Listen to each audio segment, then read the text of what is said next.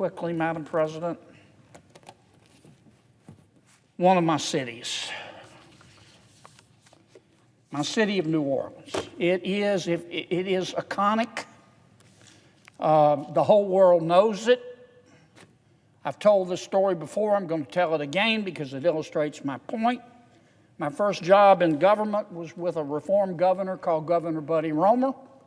That was at a time when Japan and its economy, it's still strong today, but it was rising high and looking good back in the late 80s.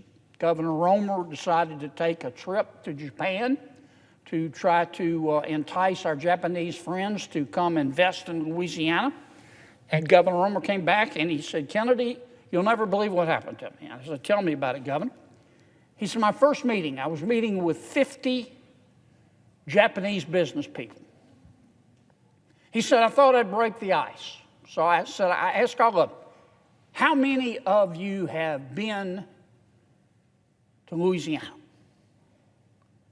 And Governor Roemer said, 3 or 4 people raised their hand. So then he turned to this group of 50 Japanese business people and said, "Okay, second question. How many of you have been to New Orleans?" He said 25 people raised their hand. And my point, of course, is that New Orleans is special. Special to the world, special to America, special to me. I used to live there, my son was raised there for a while, met my wife there. Every state and country in the world would love to have a New Orleans. We're 300 years old. We were founded in 1718. We're envied for our food, our music, our architecture, our diversity, our dialects, our merriment, our festivals, our celebration of life. People in New Orleans dance with the music on and without. It's a special city. But my city, Madam President, has hit a rough patch. Crime is strangling a free people. Nowhere more than the city of New Orleans. I regret to say this, but it is safer to walk down the streets of Mogadishu than it is some of the streets in my city of New Orleans. I know others are having a crime problem. Doesn't make me feel any bit better. Last year, New Orleans was the murder capital of the world. We had 265 people murdered. That's double since 2019. And that doesn't include the burglaries and the carjackings and the break-ins and the thefts and the other crimes of violence, the rapes, the property crimes. Our 9/11 program is a mess. We're trying to deal with this. But we're not just taking it lying down, Madam President. We're right now looking for a new police chief. And we need a good one. We need a tried and tested police chief who has experience in a big city. And we're in the process of picking a police chief. Now, our mayor, who has 2 more years on her term, is in charge of picking the police chief. Our new police chief has to be confirmed by our city council. But more importantly than our city council, as important as our city council is, our new police chief has to have the confidence of the people in Louisiana and the good people in New Orleans. Our mayor, as is her right, has decided to handle the selection of a new police chief herself. She has appointed an outside third-party group to quarterback the selection of a new police chief. That outside third-party group says it has done a nationwide search. It had 33 applicants for police chief. Apparently, we don't know this for a fact, most of them were not interviewed. 6 were. And that's all we know. That's all we know. One of the most important, maybe the most important selection in municipal government in the last decade in New Orleans. Our mayor has shared nothing else with us. Nothing. Zero. Zilch. Nada.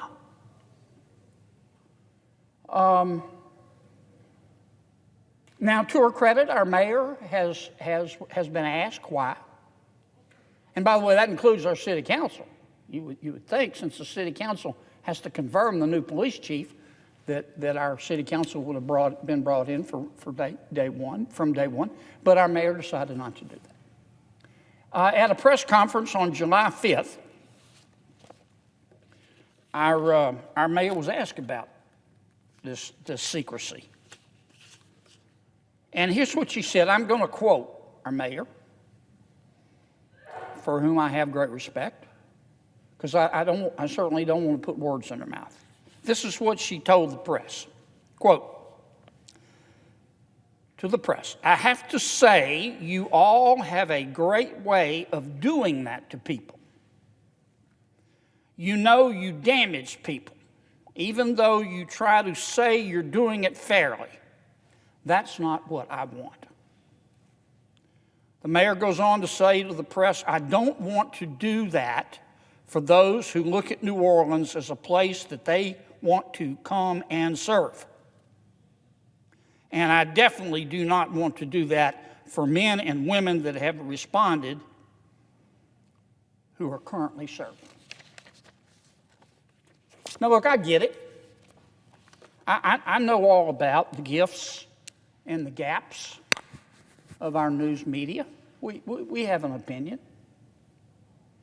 But you don't have to like or dislike a free press to serve your people. And I can assure you right now in New Orleans, parts of which look like a scene out of Mad Max, that the people of New Orleans are vitally interested, not just the press, in who our new police chief will be.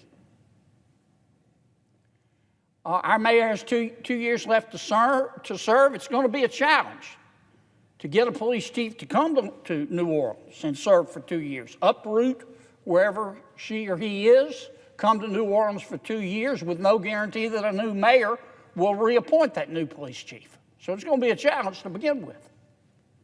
On top of that, we all in New Orleans have a lot of questions about crime in our city and our new police chief. I just jotted down a few.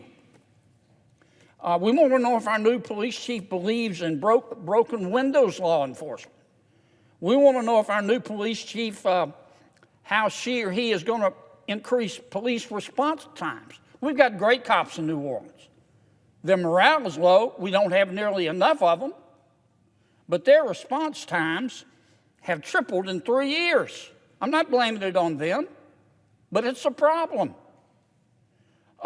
In picking a new police chief, we want to know our new police chief's opinion about whether we have enough investigators, about the federal consent decree that we're under. Has it helped? Has it hurt? Is it time to ask to get out from under it?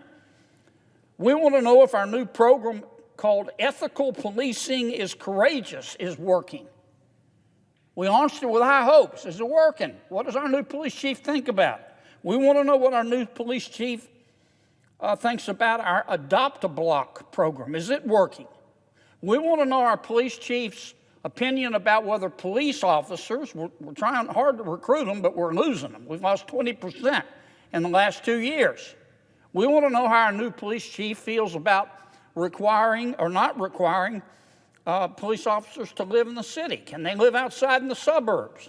We want to know what our new police chief thinks about computer analytics and camera technology and facial recognition technology. And I can keep going. These are all fair questions.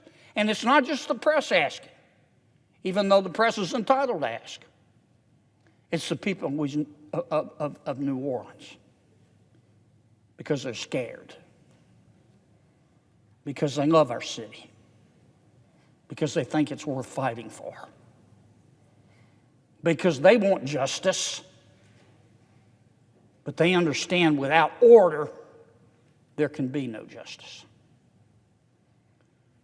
So, Madam President, I say to my mayor of New Orleans, with all the respect I can muster, please, Mayor, please, Mayor, please, with sugar on top, call a press conference. Tell us who has applied. Tell us who didn't make the cut. Tell us why they didn't make the cut. Tell us the criteria that you and your team used without an interview to eliminate them. Tell us who the 6 remaining semifinalists are. Give us their names. Let us hear from them. Give us time to look at their record. Give us time to ask fair but tough questions. Let's make this decision together, because we're all going to have to live with it. Please, Mayor, please reconsider your position. Let's do this together.